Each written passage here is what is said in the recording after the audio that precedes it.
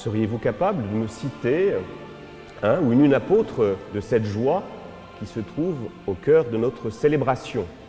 Une figure, une personne qui a su mettre en œuvre, témoigner de cette joie de l'Évangile, de cette joie qui nous rassemble dimanche après dimanche. Eh bien moi, il y en a une. Une figure que j'ai découverte il n'y a pas très longtemps au travers de mes lectures, c'est la figure de Claire de Castelbajac. Est-ce que les jeunes, vous connaissez Claire de Castelbajac? J'en doute. Peut-être que les plus âgés la connaissent. C'est une jeune femme qui est née il n'y a pas très longtemps, qui est née en 1953 et qui est pour moi la figure de la joie de vivre. Je ne sais pas si vous avez remarqué, mais parfois, il y a des enfants qui naissent avec un charisme particulier, même tout petits bébés, ils sont joyeux, ils ont le sourire. Ils ne pleurent quasiment jamais, sauf quand ils ont faim ou quand ils sont malades, mais autrement, ils ont toujours un magnifique sourire aux lèvres. Et puis il y en a d'autres qui naissent un peu grincheux, la moindre contrariété et ils pleurent. Alors je ne sais pas dans quelle catégorie vous étiez, j'espère que j'étais dans la première. En tout cas, Claire de Castelbajac était vraiment dans cette première catégorie, un enfant paisible, un enfant qui rayonnait la joie de vivre.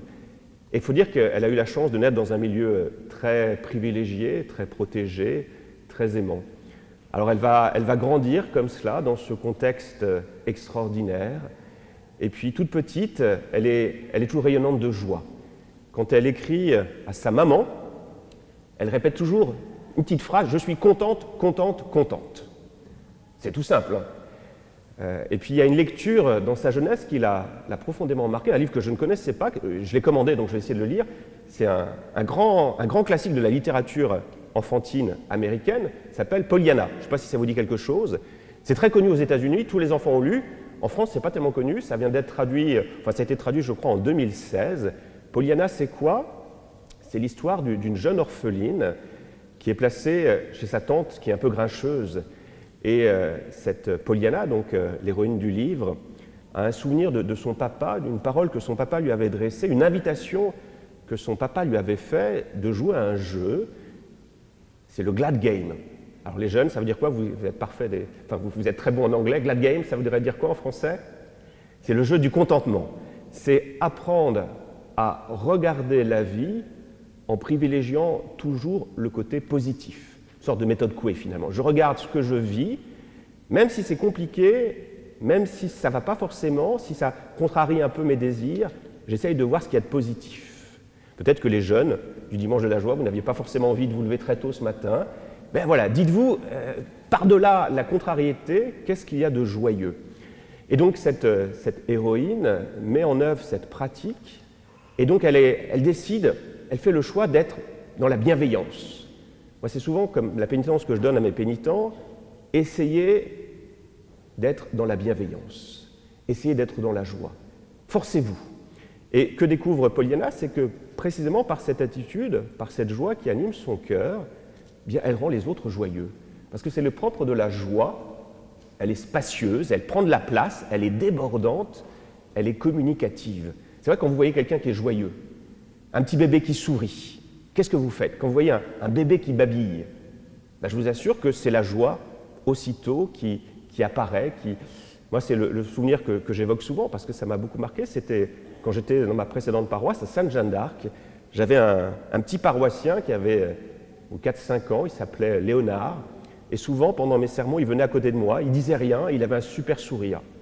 Et je vous assure que c'était terrible pour moi parce que plus personne ne m'écoutait. Tout le monde regardait le petit Léonard avec un sourire, avec une joie communicative. Et donc voilà, Claire de Castelbajac dit je vais essayer de vivre avec ce jeu du contentement, essayer d'avoir cette joie toujours chevillée au cœur. Alors bien sûr, ça ne marche pas toujours. La pauvre Claire a traversé aussi dans son existence, dans sa jeunesse, des moments difficiles, notamment l'expérience d'un amour qui n'est pas partagé. Elle tombe amoureuse d'un garçon, et ce garçon n'a que faire d'elle.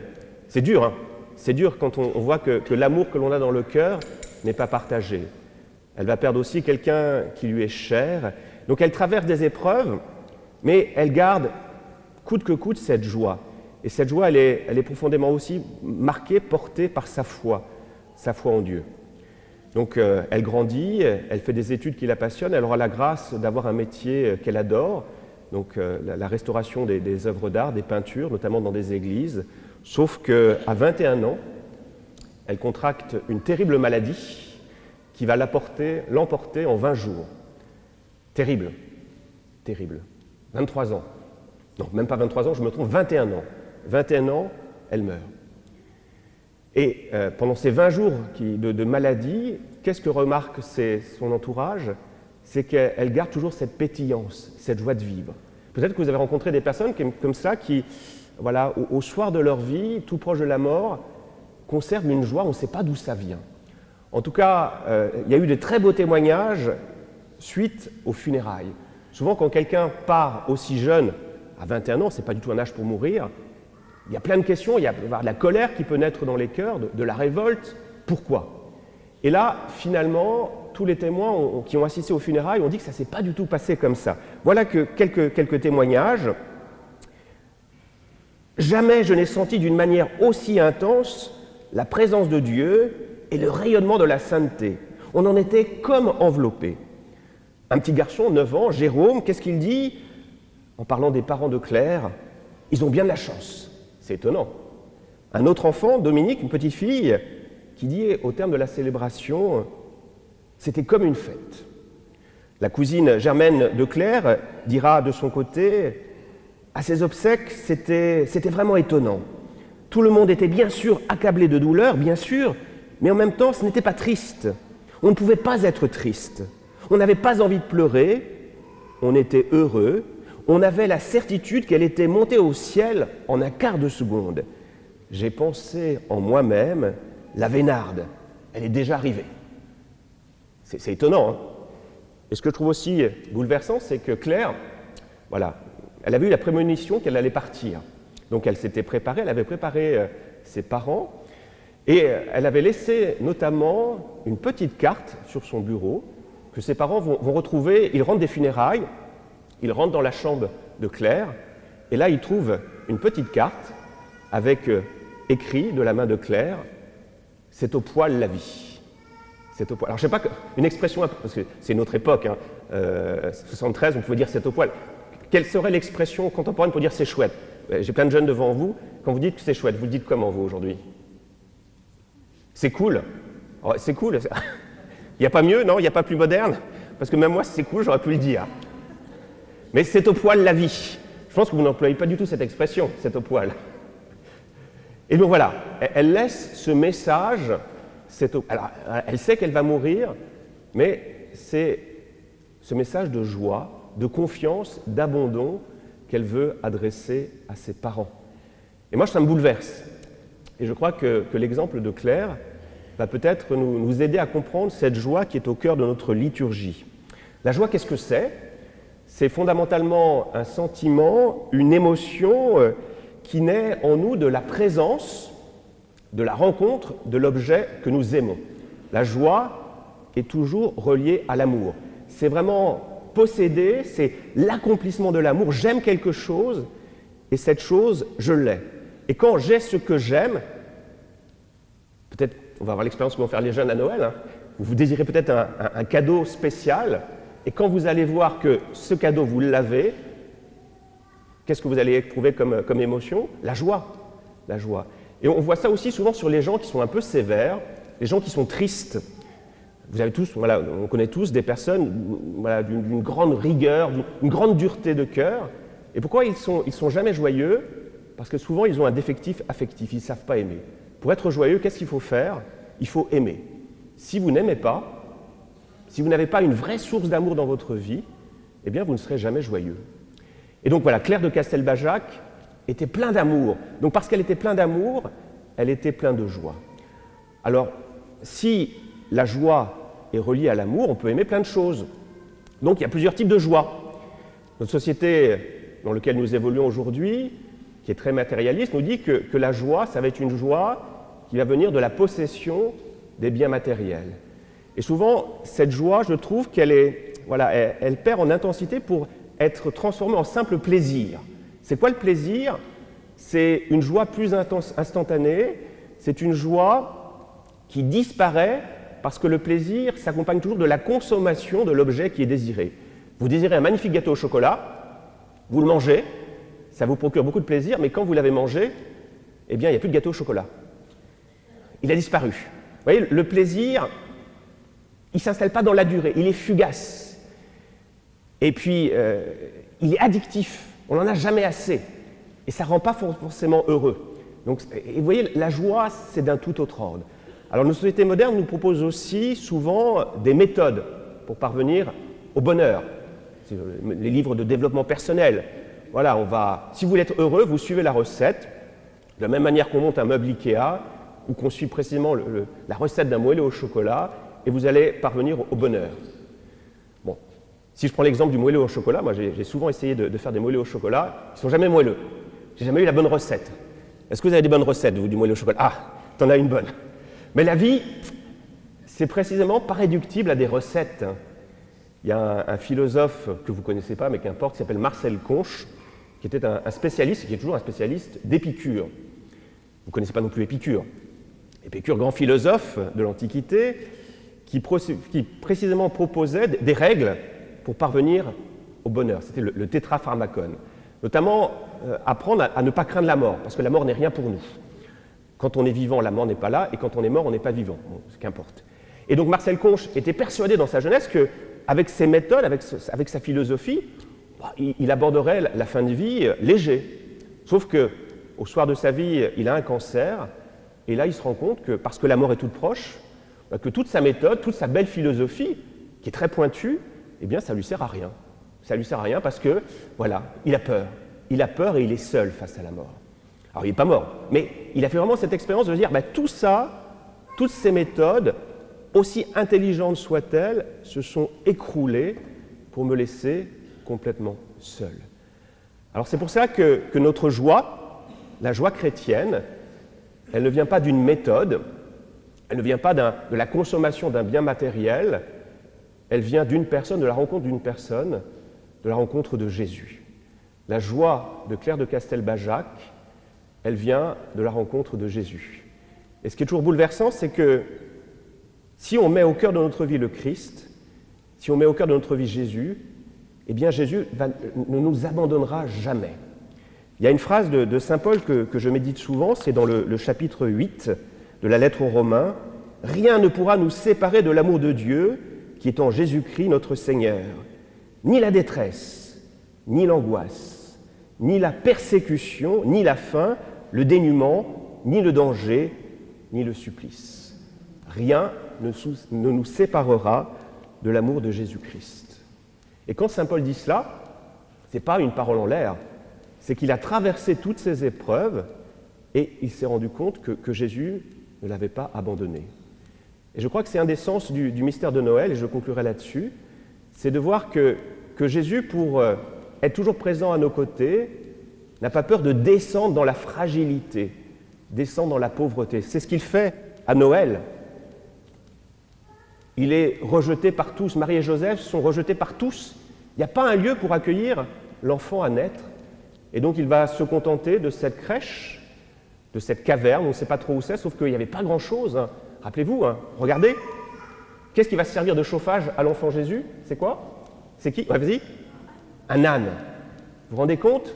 Il n'y a qu'un âne pour venir, et le bœuf, pour venir réchauffer Jésus. Et puis, peu de temps après sa naissance, que fait Jésus? Que font la Sainte Famille? Ils doivent quitter aussitôt leur lieu où ils habitent pour rejoindre l'Égypte. C'est la fuite en Égypte, parce que Hérode veut mettre à mort tous les premiers-nés. Vous voyez, Jésus descend au plus bas. C'est ça la fête de Noël. Et puis la fête de Pâques, plus encore, c'est comment Dieu vient rejoindre toutes les situations pour être toujours présent à nos côtés. Et même dans la mort, pourquoi ces funérailles étaient joyeuses? Pourquoi cette mort, finalement, entre guillemets, a été joyeuse? Tout simplement parce que le Christ était là. Parce que celui qui est au cœur de notre foi ne nous abandonne jamais.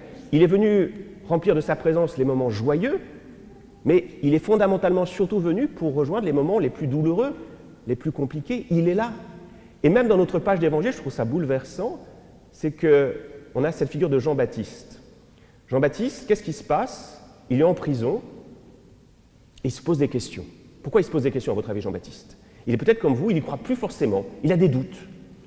Pourquoi il a des doutes? Parce qu'il avait annoncé un Messie qui allait tout révolutionner, qui allait donner une bonne raclée aux pécheurs. Et qu'est-ce qu'il fait avec les pécheurs? Il mange avec. Donc il ne comprend plus. Jean-Baptiste attendait des choses extraordinaires, des miracles qui auraient imposé la figure de Jésus comme le Messie, comme le nouveau David. Et ce n'est pas du tout ce qui se passe. Alors Jean-Baptiste, il ne comprend pas. Vous voyez que même le Christ vient nous dire que c'est normal de nous poser des questions, d'avoir des moments de doute, des moments d'incertitude. Vous voyez comment Jésus vient rejoindre toute situation par laquelle nous passons pour dire, voilà, c'est ça l'ami. Qu'est-ce que c'est qu'un ami? Quelqu'un qui nous aime, c'est quelqu'un qui ne nous abandonne pas, y compris dans les moments les plus redoutables, les plus difficiles, il est là. Et c'est ça, parce qu'il nous aime d'un amour indéfectible, eh bien quand je me sens aimé, quel est le sentiment, quelle est l'émotion que je découvre en moi? C'est quoi? La joie. Et je vous laisserai avec un dernier témoignage qui est bouleversant. Claire de Castelbajac, elle était très proche de la spiritualité franciscaine, Sainte Claire d'Assise. Et donc c'est le témoignage que je trouve magnifique d'Éloi Leclerc. Vous connaissez Éloi Leclerc ou pas? C'est un frère franciscain qui était originaire d'Ille-et-Vilaine.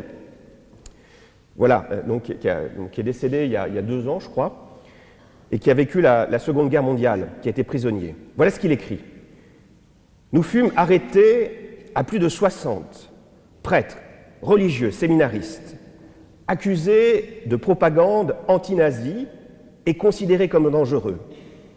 Emprisonnés, nous avons été soumis pendant près de 2 mois à des interrogatoires musclés. Certains d'entre nous furent torturés.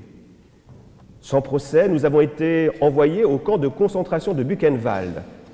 Alors commença une descente aux enfers.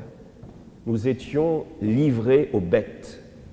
La faim, les brutalités, les épidémies, tout concourait à l'écrasement de l'homme. J'avais le sentiment de l'abandon le plus complet dans un monde glacé, dans un monde régi par la loi du plus fort. Le pire pourtant restait à vivre. Au début du mois d'avril 1945, devant l'avance des Alliés, les SS décidèrent d'évacuer une partie du camp. Nous ralliâmes à pied la gare de Weimar. Ceux qui étaient trop épuisés étaient abattus. Puis, nous fûmes embarqués dans un train de marchandises à 90 ou 100 hommes par wagon. Impossible de s'asseoir. Représentez-vous la scène, c'est terrible. Ce voyage vers Dachau allait durer 21 jours. Une horreur impossible à décrire. Nous mourions les uns après les autres, les uns sur les autres. 2 morts en moyenne par jour et par wagon. Il se produisit alors un événement inoubliable. Nous étions 4 frères franciscains. L'un de nous était en train de mourir. Or, tandis que son regard s'éteignait, le cantique de François d'Assise vint spontanément à nos lèvres. Nous nous mîmes à chanter. « Loué sois-tu, mon Seigneur, avec toute créature, spécialement Messire Frère Soleil. » C'était fou. Alors que tout nous écrasait, nous recevions la grâce de chanter la splendeur de la création. Nous nous sentions soudain portés par une main toute puissance. Ce fut un moment unique, une sorte de visitation. Le Seigneur ne nous avait pas abandonnés. Il y avait, nous le savions désormais, une présence cachée dans le déroulement de notre vie. Grâce à Dieu, ce qui était une invitation au reniement et au désespoir devint pour moi en quelque sorte un point de départ. Vous voyez, je trouve ça un témoignage bouleversant. Éloi Leclerc, abandonné, il a envie certainement de tout envoyer balader et faire cette expérience que le Christ l'a rejoint jusque-là. Et ce sentiment de joie, cette joie parfaite. Pourquoi elle est parfaite, cette joie? Parce que c'est celle qui demeure quand tout le reste affiche le camp. Quand toutes les raisons objectives d'être joyeux ne sont plus là, eh bien je découvre quel est le dernier qui reste pour me porter, pour m'accompagner, c'est Jésus. C'est ça la joie parfaite. Alors je vous invite à vraiment toujours mettre le Christ dans vos vies, vous les jeunes, Parce qu'avec Jésus, on n'est jamais déçu. Il est toujours là, surtout quand on a vraiment besoin de lui. Amen.